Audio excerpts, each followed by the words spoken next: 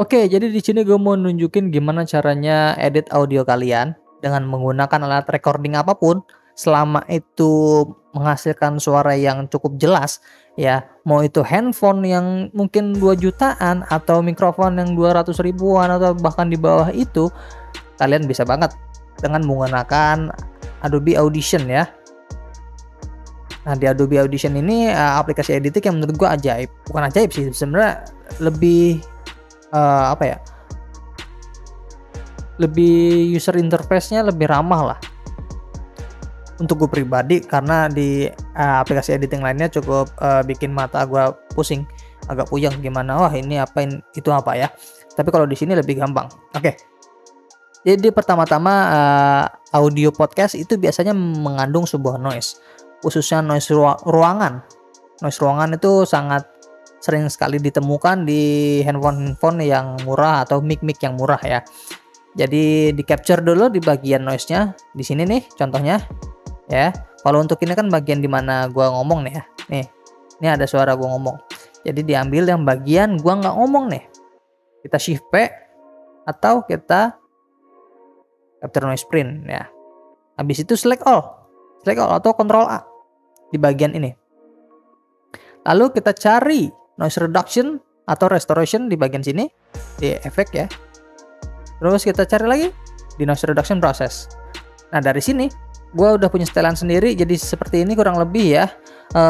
Penjelasan singkat, kalau untuk suara manusia umumnya itu rentang frekuensinya dari 200 hingga 10.000 K aja, 10K ya, atau 10.000 Hz.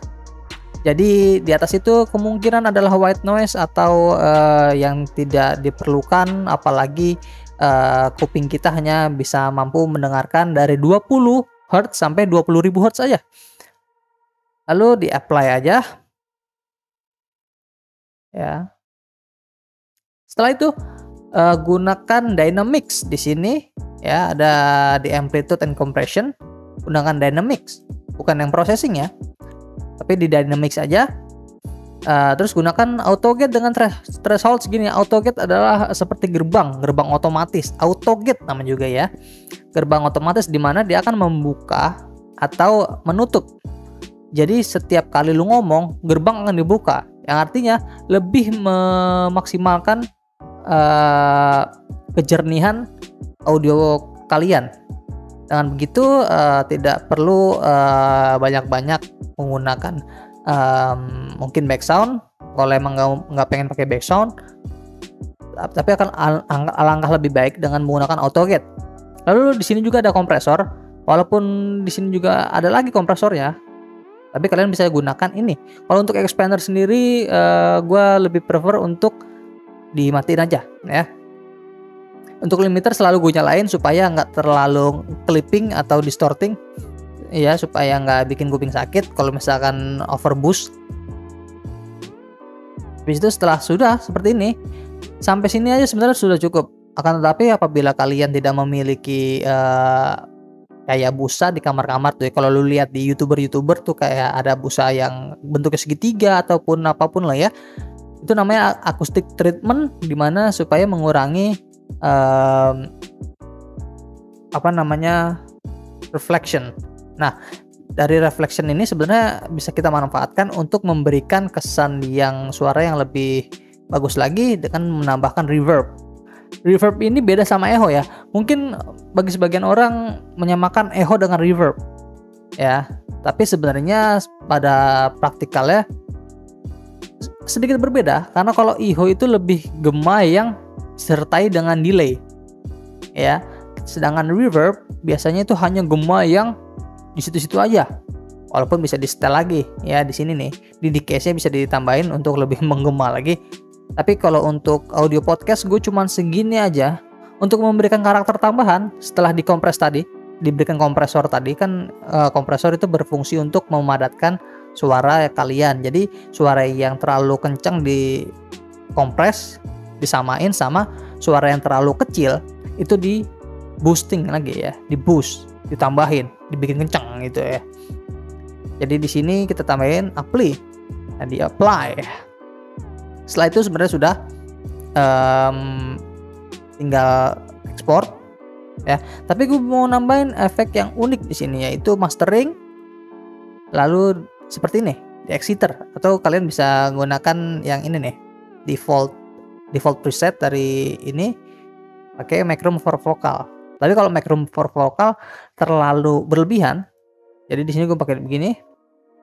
Jadi berlebihan itu ada di picking ya, picking ini nih. Jadi itu kalau di sini kalau nggak salah minus 6 dB, tapi minus 6 dB ini kurang bagus ya, apalagi setiap karakter mic ya, mic handphone apapun itu biasanya ada di 1K nih ya. Jadi dia motong di sini nih 6 dB nih, jadi kurang bagus. Jadi cuma ngambil 2 dB aja untuk ngilangin frekuensi yang emang agak mengganggu ya. Oke, habis itu udah deh, kalian tinggal tambahin background apapun itu, atau kalian tinggal masukin Spotify atau masukin ke YouTube, bebas, terserah. Atau mau ngirimin ke doi gitu, mau ngirimin voice note tapi nggak mau ada noise yang mengganggu, bisa juga ya kan. Oke, selebihnya itu terserah kalian. Oke.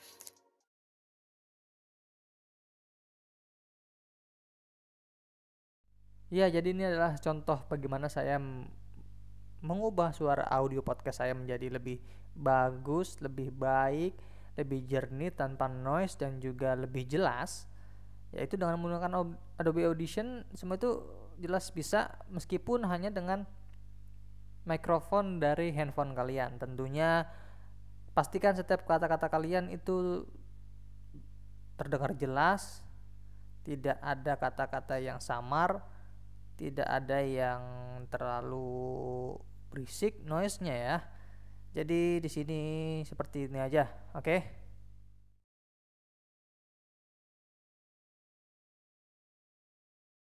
Ya, jadi ini adalah contoh bagaimana saya mengubah suara audio podcast saya menjadi lebih bagus, lebih baik, lebih jernih tanpa noise dan juga lebih jelas, yaitu dengan menggunakan Adobe Audition. Semua itu jelas bisa meskipun hanya dengan mikrofon dari handphone kalian. Tentunya pastikan setiap kata-kata kalian itu terdengar jelas, tidak ada kata-kata yang samar, tidak ada yang terlalu berisik noise-nya ya. Jadi di sini seperti ini aja, oke? Untuk kalian yang udah nonton sampai habis, sampai akhir nih, gue berterima kasih sekali. Jangan lupa untuk subscribe, dan jika kalian ada pertanyaan atau menginginkan tutorial lainnya, kalian bisa komen atau DM atau apapun, intinya biar gue notice, biar gue tahu lah ya. Oke, sampai jumpa di video-video selanjutnya. Dadah.